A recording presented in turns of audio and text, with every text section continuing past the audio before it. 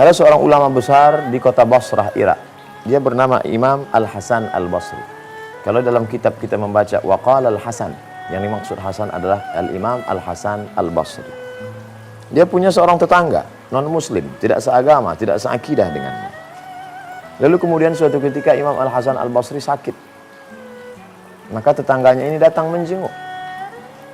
Ketika dia masuk ke dalam ruang tamu, dia temukan tidak ada Imam Al-Hasan Al-Basri. Kemana Hasan? Hasan ada di kamarnya. Maka tetangga ini pun masuk ke dalam kamarnya, berharap semoga engkau tetangga yang kita sudah lama berteman baik, engkau dalam keadaan sehat walafiat, mudah-mudahan diberikan Tuhan kesembuhan. Baiklah wahai saudaraku, mungkin kau tidak seakidah denganku, tidak seagama, tapi kita adalah sama-sama manusia, tinggal di satu negeri yang sama, berdekatan rumah, bertetangga. Tidak mungkin saudaraku yang jauh di sana walaupun seagama akan datang menolong saat kematianku tiba. Tentulah tetangga yang dekat ini. Begitu ajaran Islam. Tapi kemudian tetangga Al-Imam Al-Hasan Al-Basri merasa heran, karena dia lihat di sudut pojok, dia lihat ada air yang tergenang di dalam ember. Lalu dia tanya, itu air apa? Itu air untuk menampung ada bocoran dari atas. Itu rumahku wahai Hasan. Iya, air apa? Aku tidak tahu itu air apa. Tapi yang jelas aku tampung, kemudian pagi aku buang. Aku tampung, aku buang. Ternyata setelah ditelusuri itu adalah air dari toilet yang bocor, air najis bercampur yang turun ke bawah. Agama apa yang mengajarkan engkau seperti ini Al-Hasan? Membuang air dari toiletku dan engkau tidak pernah marah, mengamuk, komplain, memukul pintu rumahku. Hubungan kita tetap baik. Sudah berapa lama engkau menahankan derita ini wahai Al-Hasan? Imam Al-Hasan Al-Basri menjawab, Ishruna sana. Sudah 20 tahun lamanya aku menahankan ini. Saksikanlah wahai Hasan, betapa lembutnya hatimu. Aku tidak tahu ajaran apa yang membuatmu begitu baik. Maka saksikanlah wahai Hasan pengorbananmu, maka saksikanlah asyhadu an la ilaha illallah wa asyhadu anna Muhammadan Rasulullah.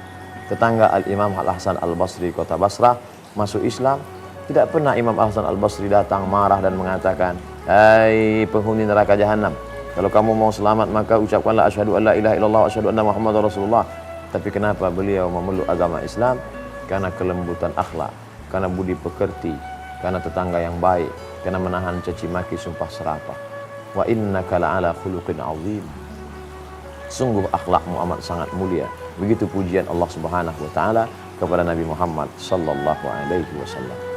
Apa yang dilakukan oleh Al-Imam Al-Hasan Al-Basri selama 20 tahun ini, dari mana dia ambil? Tentulah dia mengambil itu dari induk, dari segala sumber ulama mengambil kajian. Sedangkan Imam Al-Hasan Al-Basri adalah dari kalangan tabi'in dan beliau seorang ulama. Al-ulama warathatul anbiya. Ulama hanyalah mewarisi ilmu dari para nabi. Ini dia ambil dari akhlak Nabi Muhammad sallallahu alaihi wasallam. Pernahkah Nabi membalas? Tidak.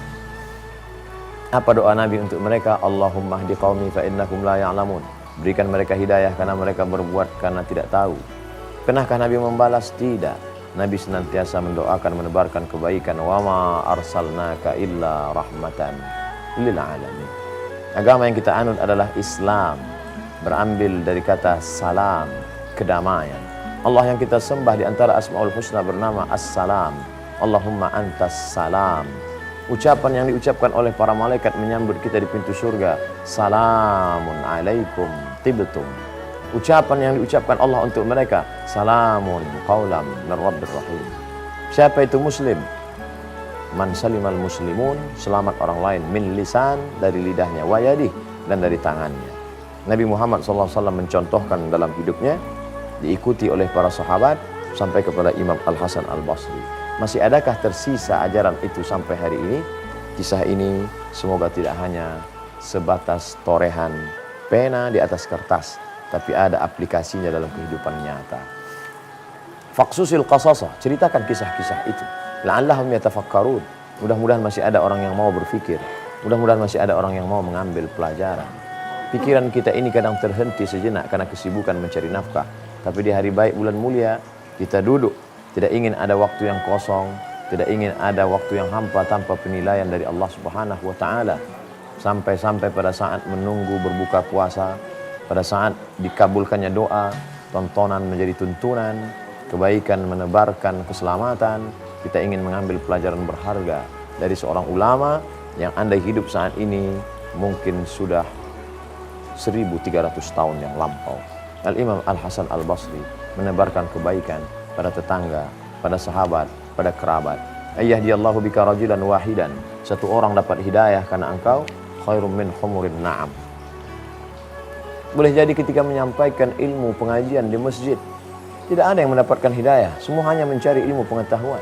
Karena ini sebatas ucapan-ucapan, kalimat-kalimat untuk orang yang sudah bersyahadat. Tapi betapa bukan dari ucapan, bukan dari kitab, bukan dari hadis, bukan dari ayat Al-Quran, tapi dari perbuatan real yang nyata, langsung dirasakan oleh tetangga. Mereka melihat itu dalam kehidupan Al-Imam Al-Hasan Al-Basri, tersentuh hatinya, lembut jiwanya.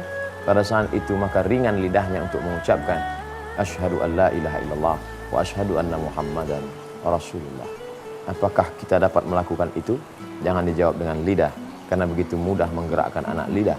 Tapi mari kita aplikasikan dalam kehidupan nyata sehari-hari, sehingga ada orang-orang yang keras hatinya, dendam kesumat, marah, tapi begitu datang sesuatu yang lembut, maka kelembutan dari hati itu akan ke hati juga sampainya. Bicara dari mulut akan ke mulut juga perginya. Lisanul hal, perbuatan, afsah min lisanil maqal, lebih menyentuh daripada ucapan. Semoga perbuatan Al-Imam Al-Hasan Al-Basri dapat kita warisi di zaman modern ini. Bermanfaat insya Allah. Terima kasih. Wassalamualaikum warahmatullahi wabarakatuh.